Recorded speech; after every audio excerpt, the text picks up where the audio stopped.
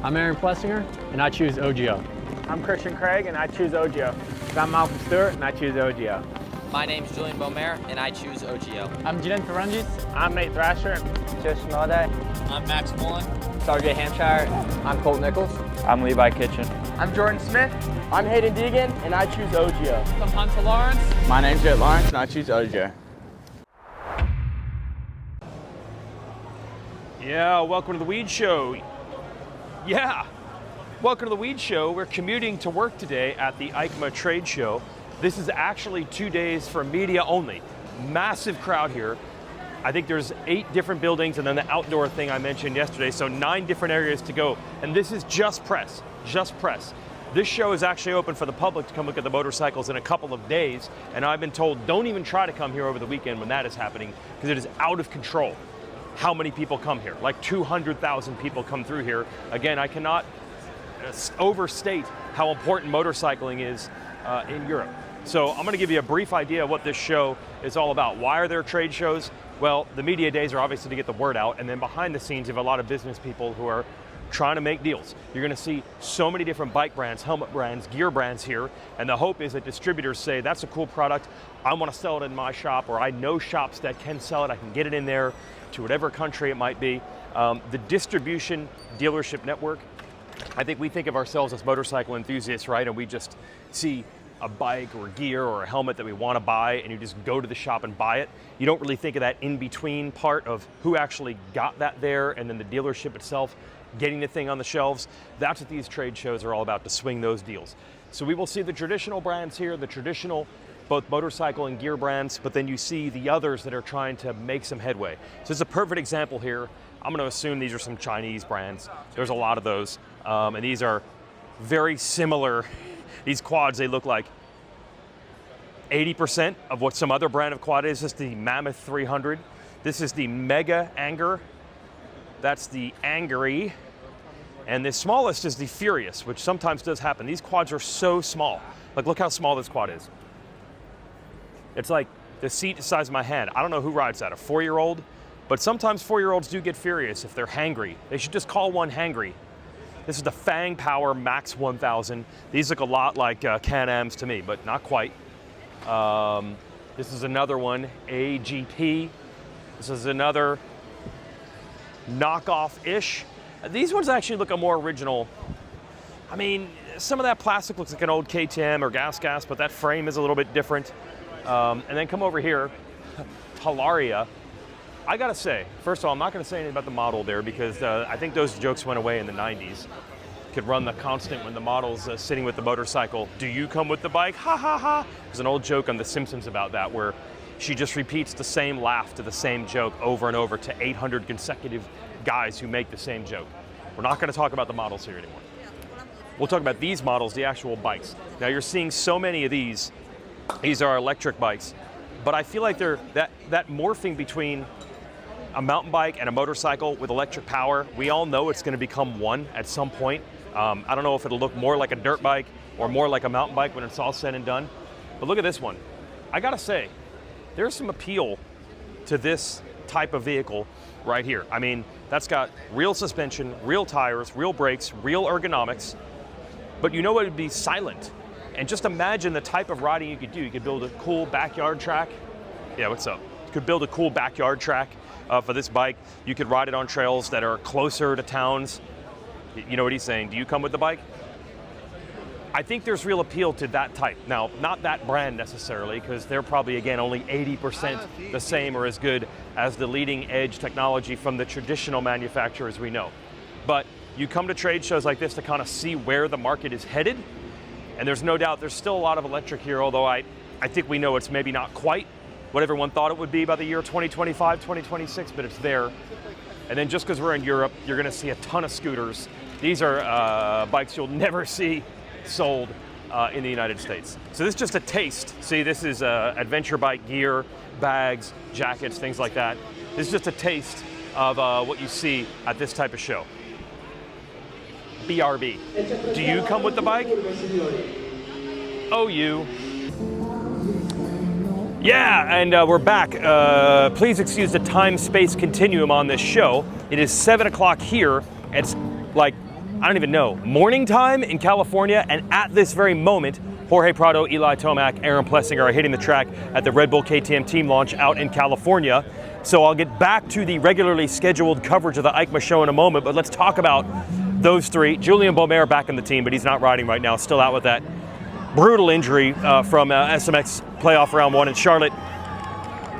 These people are pumped. You hear people cheering because Tomac's back, gonna race another season.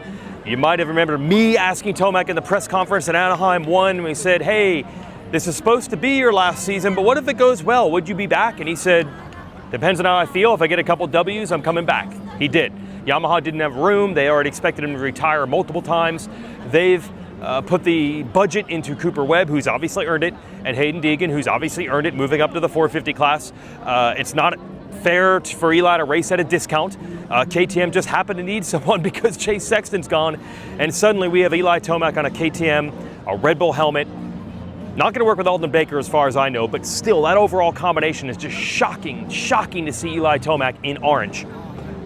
But one thing we did ascertain from the photos that we've already seen in the press release, if you look closely, no master cylinder for a hydraulic clutch. We all learned the hard way that the big issue that Tomac had in his late Kawasaki days was they'd switched to a hydraulic clutch on the bike.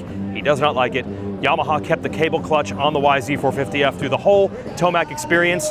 Note that the 2026 Yamaha now comes standard with a hydraulic clutch. You love to see that trickle-down effect with the very top racers into what actually goes onto the showroom floor. They kept the cable clutch as long as they kept Eli around. Now KTM apparently has retrofitted a cable clutch onto KTM. If you know anything about Tomac, you know that this is actually a much bigger deal than just the clutch. How important is that? Super important. As for Prado, it's going to be a lot of explaining to do. How is this relationship going to work? A lot of people have told me that the big ace in the hole for Prado in the past was not just riding a gas or KTM through the years. It was the relationship that he had with his team, the DeCarli team, who really built a program and a family atmosphere around him.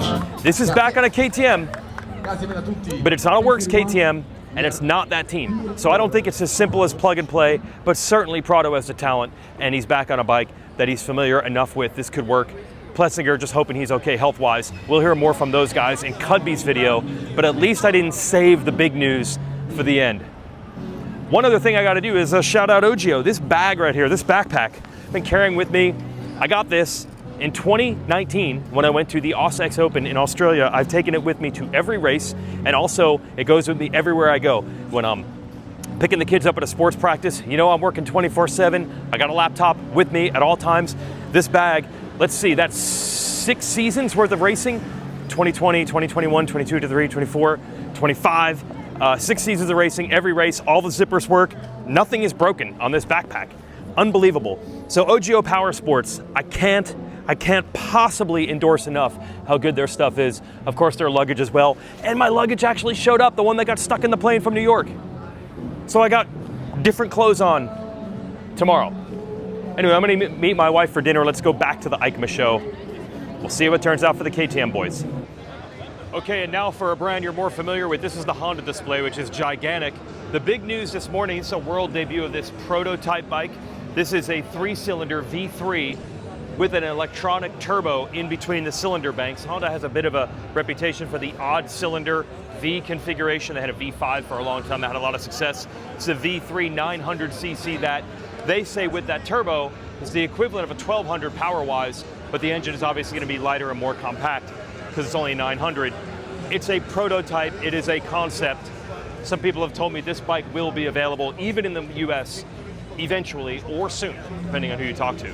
But this has got a lot of buzz. I actually had to wait till now, about 1 o'clock, where it's lunchtime for most people, to even get close to this thing, because that was a big announcement to really see Honda pushing the envelope and the highest level of performance street bikes. We got some stuff on the off-road side that's pretty darn intriguing too, that we'll talk about a little later. This is the Parts Europe display, and a rare sighting. We do not see much American racing here.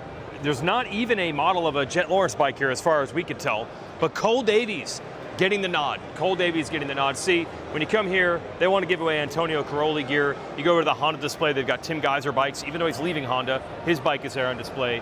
The closest you can get is this Cole Davies replica bike here at Parts. This is Cove, yet another Chinese brand trying to make their way in. The bikes look pretty sweet, I'll give them that. They look legit. They have motocross, hang on, it's an enduro bike here. That one's a little bit bigger displacement. Anyway, I heard that Cove was trying to go to the point of even getting homologated by the AMA to be able to race some pro motocross.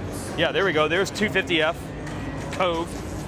By the way, you feel like we're running out of colors in the industry, right? So the mint blue, green, that would at least stick out. That's a 450 right there. I think the big question is, obviously, you look at the frame, you look at the swing arm, the shock and all that. The bike seems, I mean, it doesn't look any different than what you'd see racing for other brands. The question is, do they actually ride that well and are they durable? But they're trying to work their way in. I'd say if you're at the point where you want to get homologated and be able to race on the professional side, you must believe in the product. I'd be really curious to see if that were to happen, would they do it? Now look, I know we're in Italy, and you wouldn't think this would quite fit in, but there is a massive Harley-Davidson display here. I would like to see one of these super stylish Milan Italianos. Go get on one of these. Go get on one of these. But must give credit, it's actually very popular over here, pretty packed, the Harley-Davidson. Oh, look, you can experience.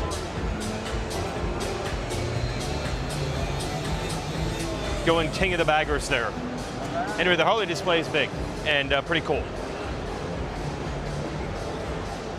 And then next door, it's our friends at Stasix. You know, Stasix's been around about 10 years now. I think it was Christmas 2016 when the first Stasix hit. My kid got one a year later. We're like hearing how small bike sales and trail bike sales and things like that are up since the pandemic. And oh, the Stasix generation has arrived. Well, realize that if you were 5 years old in 2016, do the math. You're a teenager now. So the Stasix thing, the generation has long since already gone through, and I think that is part of the reason that the small bike sales, dirt bikes, in America at least, have definitely taken off. Well, we're in Italy, so what would this show be like without Ducati? And they've got a big display here. Maybe not quite as big as those Yamaha or Honda displays, but a lot of cool stuff here to show off, including, yes, the 250F. Alessandro Lupino has been doing work on a prototype of the 250F Desmo in the Italian Championship Series. So you know that a production 250F is coming, and it makes me wonder, the Ducati is really about the high RPM power. Talking to some people like Antonio Caroli who've been developing the 450. The bike really revs. It maybe needs more torque with some of the development that they're doing. But if you want a bike that revs, it might actually work better for the 250 class. So I'm very curious. If they can make a faster, higher revving 250 than everyone else, that could really be something on Ducati's hands. Here's the motocross bike, which you guys know. Back at Motocross the Nations, actually, they announced an off-road version of that bike, the more GNCC oriented, you know, a little bit softer suspension, 18-inch rear wheel. They do have the covers on this. Not going to be, okay, enduro, not revealed yet. We'll have to come back here. I have a feeling you're going to see that off-road bike probably with lights on it, because for some reason, I got to find out more about this. They make lights versions of motocross bikes in Europe, but the off-road bikes based on the motocross bikes in America usually just have number plates. So we'll see what this looks like. This is a Desert X. That's going to be a little different when you look at these tires. Should be interesting. Now on the other side of the Ducati display, they got a lot of other, they're more heritage with their road racing style bikes. And they got a bunch of those that haven't been debuted. They'll debut tonight, so they're undercover. My hope was that you were going to see an official announcement of the Justin Barcia, Dylan Ferrandis factory team with Troy Lee Designs, Red Bull Ducati in America. I think at one point they did want to announce that before this show began, but with the Sexton to Kawasaki deal being announced yesterday, and today being the KTM team launch, Red Bull KTM with Tomac and Prado, that's big news.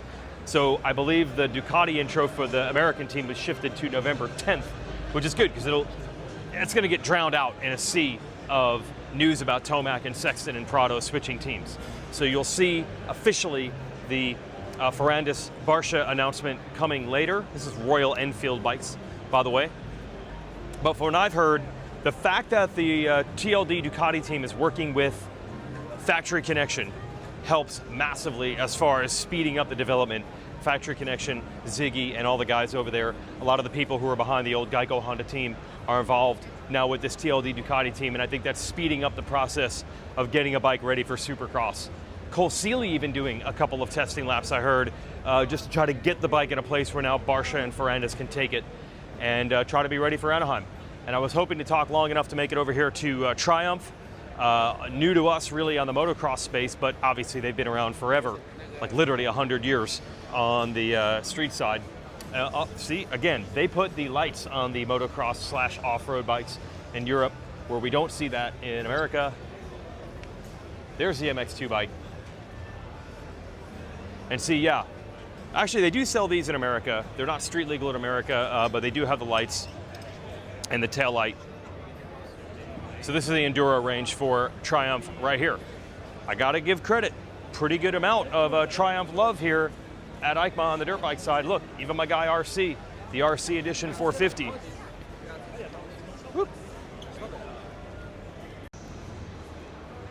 Hey, finally, the folks from Braking, that is a Cooper Webb bike. That's the first, I mean, you don't see much of American style bikes on display here. Cooper Webb getting the love at the EICMA show, courtesy of Braking. There you go, nicely done. And finally, let's check out Beta. Beta probably not getting enough love because of Triumph and Ducati, big name brands coming into the sport, and then the drama of KTM. KTM, by the way, doesn't even have a display here for Husqvarna or KTM or GasGas. That's huge that they're not here.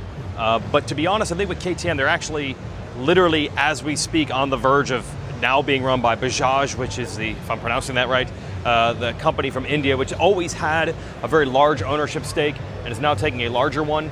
So in that restructuring, reorganizing, KTM, yeah, they're having a big press launch for the Red Bull KTM Supercross team in America today, but they do not have a presence at the show. So people are making moves, and Beta's timing, not bad to get into this market when KTM has had their issues. These are the motocross bikes. The 450 you're familiar with, 250 two-stroke, but here's the one everyone wants to ride, this brand new 350 two-stroke motocross bike, RX. I don't know if anyone in America has gotten their hands on them yet. I talked to Zach Osborne a month ago. He hadn't gotten on one yet. Bikes, look at this. This is a 50. This is a 50 cc two-stroke engine with real gears and a clutch, which, you know, you look at a motocross 50, they're just automatics. This is a 50. That has to be for some sort of regulation purpose. And then we get into these 125s. Obviously a 125 two-stroke, no big deal, but these are 125 four-strokes. But that's a 50 right there. And a full-size 50, there's gotta be some loophole they're using to get through that. These are the 125s. And awesome to see some Beta heritage here, because I don't know how often, how much do people know about this in America, right? The actual heritage, not a lot. Correct. Yeah, exactly. Correct. But this is legit. These are motocross and enduro bikes from back then. And then Trials has always been where Beta's heritage is. These are the off-road bikes. In America, you can get this 350, 390, 430 as dual sports. I'm interested in getting one myself, because I feel like I could ride down the street from my house, find some woods, do a little turn track, get back home before the wife and kids even know I was gone. That's very tempting. And then this bike here, the X-Trainer, this is a 300 two-stroke. It's slightly scaled down. They kind of talk about it as like a 9/10 size bike. So it's a little bit lighter, a little bit lower seat height, a little bit easier to handle. They first advertised it as like for a newbie to learn on a real dirt bike that has real suspension, brakes, and power. And the 300 two-stroke, because of their Trials experience, is actually pretty torquey and pretty linear. That's kind of a perfect top-of-the-line beginner's bike. But if you're experienced, it's fun because it's a little bit smaller and lighter, but still capable. And I'm always talking about that. The industry needs to make tweener bikes. You go to these trail bikes that are really slow, the suspension and brakes are not good, they're super reliable and they're cheap, but they don't have the performance. This bike attempts to be not the full-on, full-size, super fast motocross bike, but still fun, but a little bit lighter and smaller. I kind of like the versatility over here. And Beta is an Italian brand, so you know they had the show out here at EICMA. All right, so we got our guy Scott on the X-Trainer. He loves this bike. Because Scott, you're how tall? I'm 5'8.5". 5'8.5", used to be 5'9". He lost a half inch in his ears, so you can almost touch, almost flat foot. Almost flat foot. On the X-Trainer. Motocross boots, Probably you could do it. flat foot. And you've taken these on a motocross track, and Yes, it's I good have. enough. Yes, I have. And Good enough. go on trail riding to, Yep. 8,000 feet. And they're good. Idaho, no problem at Yep. all. We need more tweener bikes. I like the, Yeah. the electric start, the oil injection. And it's the light. Lightweight, 219. 219 I know pounds, what it even with says enduro there, lights. Yeah, are a little bit bigger. So we're doing a height shootout here. We're just doing a little height Yeah. shootout. Okay. Now Scott, I'm just going to say he's late 60s in age, and you've been riding motorcycles for a long time, so I'm sure some of the joints hurt here and there. So, Well, it's got a lot more travel than my vintage bike, which has 4 inches in the back. oh and- gosh, yeah, you did some damage with the no travel vintage bikes. Yeah, Okay, so you can see I'm not totally flat, yep, but little on your toes. Heels are up higher than on this. right. Okay, so now, and this is for your dad's shopping also? Yes. Scott is like your model? yes. Okay, Scott is the model. Okay, so now this one, as you can see, Yeah. He can. it's worth. Was that acting? Was that not acting? acting. That was not acting. That was real.